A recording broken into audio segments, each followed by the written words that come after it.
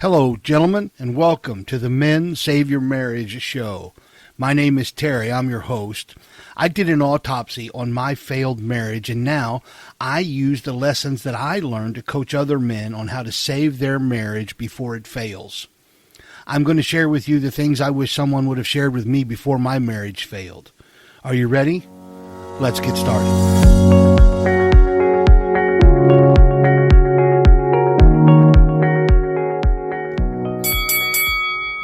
Hello, gentlemen, and welcome back in. My name is Terry. I'm your host. I'm honored to be your host. And you just heard the bell, and you know what that means. The introduction and the bell means that you have stepped back into the ring for these next few minutes. You and I are in the ring together, and we are here to fight for your marriage. Today we're going to continue in the series about leading the way, and this episode is episode number 59, but it's actually episode number 8 in this series. And we're going to talk about leading the way and entering the forge. And the forge, you're going to come to find out, is feedback that has a purpose to refine you. And I know there's probably a lot of you that have had feedback that is meant to tear you down. You've had feedback that is meant to make you feel less or lesser. There has been feedback in your lives to try to hurt you and diminish you. That is not what this is, okay? I'm talking about feedback as fire, but fire with a purpose. So welcome back in. Again, this is the Men Save Your Marriage podcast. And as we get into this series and as we get into today's episode, this message today is one that it's going to expose you, it's going to challenge you, and if you will let it, it will refine you. And that is the purpose of, the true purpose of feedback. That is the true purpose of feedback and what I call the fire and in the forge. That's where it shapes you, not to hurt you, not to diminish you, not to tear you down, not to do all the things you've probably experienced before with feedback, but to actually help refine you, to make you better, okay? I always go back to the idea of precious metals like gold or silver. You know, gold is put into the furnace so that the impurities are burned out. Silver is put into this kind of cup, and as it's heated, the ore, it comes to the surface and then it's scraped away. The impurities are scraped away, and the silver that remains is more pure. That's what feedback is supposed to be. And you have probably, for most of your adult life, certainly a lot of your married life, as I talk to a lot of you, feedback has done everything but refine you. So let's look at feedback today. I want to introduce a way for you to look at feedback differently. So let's dive into this, okay? So again, this is going to expose you and challenge you, and if you will let it, it will refine you. This isn't feedback that is flattery. It's not the shallow stuff people say to keep things smooth. It's not compliments you might fish for when you're insecure. I'm talking about raw, honest, sometimes painful feedback. The kind that will kind of hit your ego or punch your pride, but it invites you into the forge, because that's exactly what feedback is. It is that fire that I spoke of. And fire, if you're willing to enter into the fire, into the forge, if you're willing to do that, it doesn't burn you to destroy you. It burns off what's weak, what's soft, what's maybe half built in you, so that only what is strong remains. Today I'm going to show you how feedback, especially from your wife, maybe your kids, and the men that you trust, can become the forge that sharpens your leadership. If you want to be a man who's respected, followed, trusted again, if you want to lead a marriage that's not built on eggshells but on truth, if you want to raise kids who admire you instead of avoiding you, then you need to stop dodging feedback and start embracing it. This is the episode that separates men who pretend from men who refine. So strap on, cinch up, whatever you got to do. Let's enter the forge. As we begin with point 1, Feedback is fire, and fire reveals what is real. Most men avoid feedback because they confuse it with an attack. They hear their wife say, "I don't feel seen," and think that, oh, maybe she's just complaining again. Maybe they hear their kids say, "Well, you never listen," and think, well, they're just being disrespectful. You might even hear your mentor say you're coasting and think you don't get what I'm carrying. But here's the hard truth. Feedback is not an attack. It's a mirror. It shows you what others experience when they're on the receiving end of your leadership. And it reveals some things. For example, it reveals where your presence is off. It reveals where your words wound instead of build. It also reveals where your good intentions don't match your impact. And yes, it stings. God, it seems like it always stings. But the truth is, fire always stings when it touches something soft. But here's a principle for you. Feedback is the fire that reveals what is real. You think you're strong? You think you're leading well? You think you're building trust? Well, you don't know that until someone tells you what they actually experience when it comes to your leadership. And if you're not hearing feedback, there are only two possibilities. Either one, you're surrounded by people too afraid to tell you the truth, or two, you've trained people to stay silent because of how you respond. Neither of those are leadership. Both of those are weakness dressed up like confidence. You can't lead well if you refuse to be led by feedback. And a man who can't handle correction will always hit a ceiling in his marriage. He will always hit a ceiling in his fatherhood, in his business, and in his soul. But the man who invites refinement, the man who invites and welcomes the feedback, knowing that this is going to burn, well, he becomes dangerous in all the right ways. He becomes a man people trust, a man that people lean on, and most definitely a man that people will follow. So let me ask you 3 rather brutal questions. And not brutal because I need to know, but brutal because you need to answer these for yourself.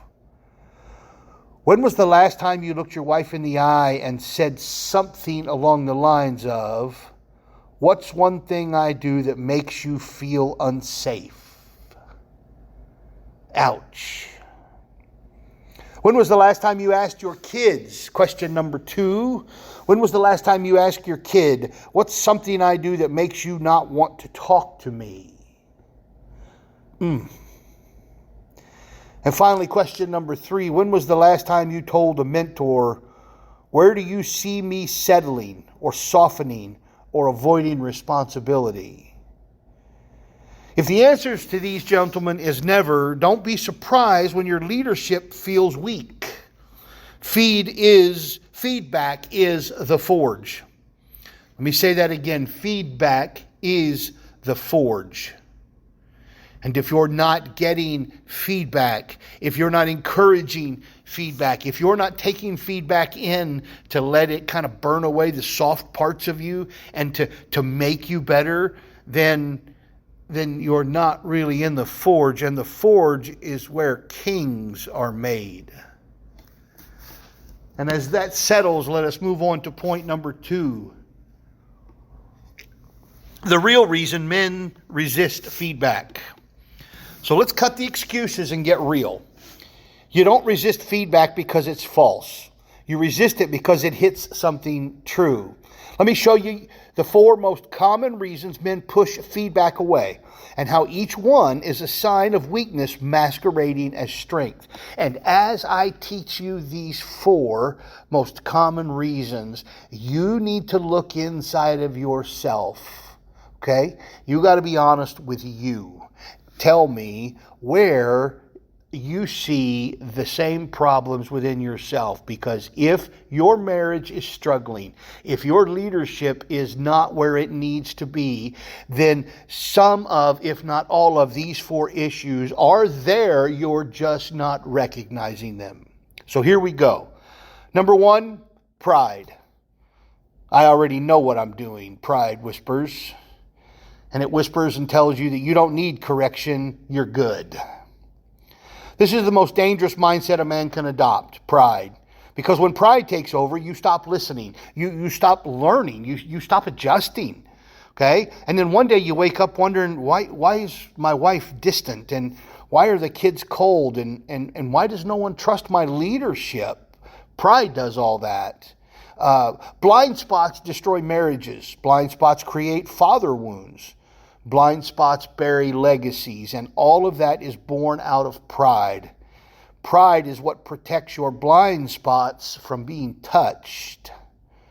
So let me ask, is pride one of those things in your life? Number 2 is shame.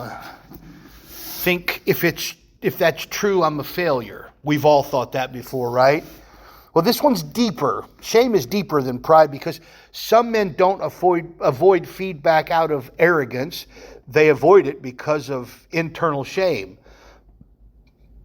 You believe things, we all sometimes believe things, such as, if I admit that's true about me, it confirms that I'm broken. Listen, feedback is not about identity, it's about behavior. It's not saying you're irredeemable. It's saying something in your behavior isn't working, and you have the power to fix it. You're not a failure because you're flawed. You only fail when you refuse to face your flaws. Did you hear me? Are you dealing with shame? Are you worried that if it's true, I'm a failure? Does that ever cross your mind? Let me say that last line again. You're not a failure because you're flawed. We are all flawed. You only fail when you refuse to face your flaws. Don't let shame win. Let's move on to number 3. The number 3 reason, fear of loss. If I admit I messed up, I will lose her respect. This fear is common in marriage, very common. And all of you men out there that I talk to and text with and counsel every day and every week, I hear this one a ton. This is a very, very common fear in marriage. And you're thinking, if I own this, she'll see me as weak. If I admit this, she'll think less of me. But here's what you're missing, okay? You don't lose respect when you admit fault. You lose respect when you refuse to change. Your wife doesn't need perfection. You've heard me say this. If you're with me on episode 59, you've probably heard me say this probably 59 times. The truth is, your wife doesn't need perfection. She needs presence. She needs humility. She needs a man who listens and grows. Respect is not earned by being right. Respect is being earned by being refinable. It's not about being right. It's about being refinable. Are you being refined? Do you have the guts to step into the forge with me and to face and deal with and grow from feedback? That's where respect is earned. That's where respect is maintained. That's where respect grows. And finally, our 4th reason, a lack of framework. Some of you are thinking, I've heard the feedback, now what? Many men do hear feedback, but they really don't know what to do with it. So they do a few different things. 1, they get defensive. That was always my favorite go-to play. I hope that is not yours. But they get defensive. Or 2, they get overwhelmed. Or maybe 3, they just get passive. And for a lot of us men, we do all 3. So feedback comes, and what do? When you have a lack of a framework, well, you nod, then you shut down, then you move on, but nothing changes. Feedback without action is just noise. In a minute, I'll give you a clear tactical framework for receiving and applying feedback like a masculine leader. But first, let me tell you a story. This is a story about the man who stopped defending and started refining. Brandon was one of those men who thought he was doing everything right. Okay? He worked hard, he provided, he stayed loyal, he even came home every night. But his wife was emotionally shut down. And when he came to me and when we first started talking, he was angry. He was very angry. My wife keeps saying she doesn't feel seen. I do everything for her, he said. I'll never forget the look on his face. And he listed, he had it written, I pay the bills, he said. The cars are maintained. The kids I go coach. And she doesn't appreciate any of it, he thought. And he said these things to me. So I asked him a simple question. What is the exact feedback she's given you about how she experiences you? And that kind of stopped him in his tracks, and he paused. And after a really lengthy silence, he admitted, the truth is, Terry, I don't actually know. So I gave him an assignment. I told him to ask her this one line. What is one thing I consistently do that makes you feel disconnected from me? And so with some consternation and a little shove from me, he actually sat down with his wife and he asked her this question. Her answer? This was her answer. You listened to me to respond, not to connect. And that hit him hard. He wanted to argue. He wanted to defend himself. All of those things that I just talked about, not having a framework, the defensiveness and the feeling of disrespect, all of that started to rear its head. But instead, he bit his tongue and he wrote it down. That's all he did. Then he and I got to work. For 1 month, Brandon practiced 3 things. First one, pausing before responding, no rushing to defend or to fix. So when she said something, he made a concerted effort to pause, to stop, to keep himself from rushing. Okay? Number 2, repeating back what she said before offering his own view. What that did was that put him in the same, it started to begin to put him in the same frame of mind as what she was saying, rather than immediately trying to come off the top rope in a defensive way. And then number 3, making empathy. Not efficiency, but empathy, his goal in conversation. These were the 3 things that I wanted Brandon to do. So what did he do? He kept a journal. He tracked when he got it wrong. He adjusted pretty much every day. And after 30 days, his wife said, I feel like I have a husband again. Brandon didn't need to be perfect. He didn't need a degree in counseling. Honestly, if I can just be completely honest with you, he needed to just shut up, listen, and refine. That's the power of feedback, received and applied. That's a man who entered the forge and came out stronger. All right, number 3, the feedback forge framework. I promised you the framework. Let's get into it, shall we? Here's your blueprint, a 4-step feedback cycle. Use this again and again in your marriage, your fatherhood, your leadership, at work, with friends. This is your framework for feedback. Step 1, ask for it intentionally. Don't wait for her to explode. Don't wait for your kids to shut down. Don't wait for someone to quit your team. Instead, ask before it's a crisis. Questions like this. What's something I do that creates distance between us? What's one thing I might not see about how I'm showing up lately? Where have I dropped the ball in your eyes? Now, these are not questions so that you can invite criticism, so that you can defend. This is so that you can take the counsel, take the feedback, and refine. And the more specific you ask questions, the better. You're not fishing for affirmations, you're mining for refinement.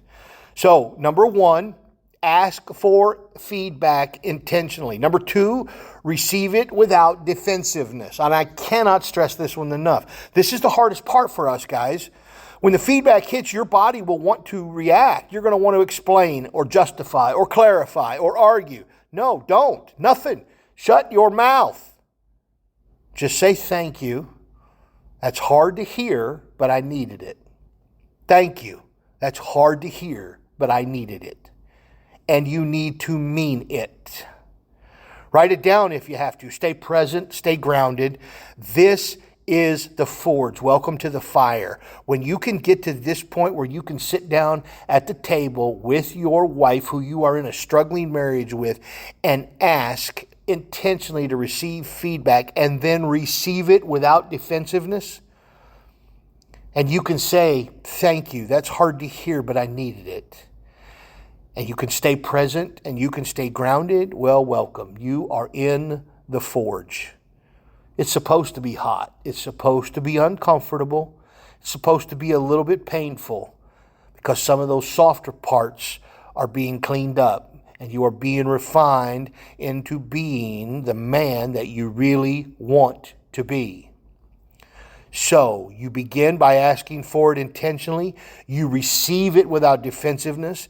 And then the third step is you reflect honestly. When you've done this, when you have found the strength to do those first two, asking for it and receiving it without defensiveness, when you've done those, you cannot stop there. This is absolutely critical. You need to get alone for 10 minutes. You need to write down the feedback that you received, what part of it was true, what pattern it revealed in you, and what action it demands. And then just own it. You're getting better. Don't sugarcoat it. Don't water it down. Name the behavior, name the cost, and then name the next move. That's how you defeat this. This is how you grow. So you've asked for it intentionally. You've received it without defensiveness. Then you got alone for 10 minutes and you honestly reflected. And reflecting doesn't just mean thinking about what they said or how you may have acted or what's happened in the past to make them feel that way. That's not the complete story. Honestly reflecting, you have to go all the way to owning it, to naming it, and to naming the next move. You have to go all the way to, here's the next step I need to take so that I can make this better. And then finally, you respond with change. Do something about it. I mean, that's pretty simple. That's pretty straightforward, right? Just do something about it immediately. Even a small adjustment shows that you're listening. Do not say, I'm working on it. No. That will not do. That is a passive man's escape. I'm working on it is for boys, where I'm not talking to boys. I'm talking to men. So do something about it. Even a small adjustment shows that you're listening. And act. Let her see it. Let your kids feel it. Let your team watch it unfold as you work on getting better, as you work on improving yourself. Then repeat this cycle monthly. Every 30 days, ask for fresh feedback. This is how you build fire-tested leadership. This is how you earn trust, not once, but over time. This is how respect is restored in your marriage and in your family, because they see you working on you. And it has to be public. It has to kind of be a little bit uncomfortable because they need to see it. Because when she sees you asking for feedback, and then she sees the little nuances of the ways that you're trying to improve yourself in the way that you respond, in the way that you act, in the things that you do differently, now trust grows and now respect grows. This is it. So here's the drills to enter the forge this week. 3 practical ways to apply this episode starting today. First of all, the feedback question. Ask your wife, what's one thing I do that makes it hard for you to connect with me? Then write it down, say thank you, and do something different. Do something about it. Then there's the idea of a brotherhood mirror. Ask a trusted man in your life, what's one blind spot you see in how I lead my home? Now, you can't just ask this of anybody.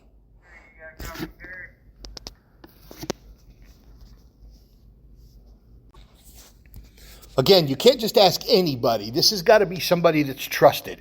Maybe in my life, if I were going to ask this question, I'm going to ask probably one of my brothers or my father. Okay, that's who you're asking this from. So ask the questions. and ask a trusted man in your life, what's one blind spot you see in how I lead my home? Then listen, own it, and adjust. You can't grow alone. Men sharpen men. And then number 3 for this week's drill. Number 3 is the weekly check-in. I do this one every week on Sunday. I journal these 3 prompts. Where did I lead well this week? I need to look back over the week and find that I am making progress. Okay? And then where did I react instead of leading? Where did I make mistakes? What did I do in that moment? What caused that? And how do I get better? And number 3, what feedback did I receive? And what changed? Who actually gave me feedback this week? I do this in 5 or 10 minutes. It's very quickly as I'm setting up for my new week. But I take time to review. Okay? Again, it's very simple. It's very quick. Okay? But it builds massive self-awareness over time. So, as we get ready to finish up today, I want to encourage you to find a way to get yourself into the forge, to prepare yourself for feedback, and find these ways that you can grow.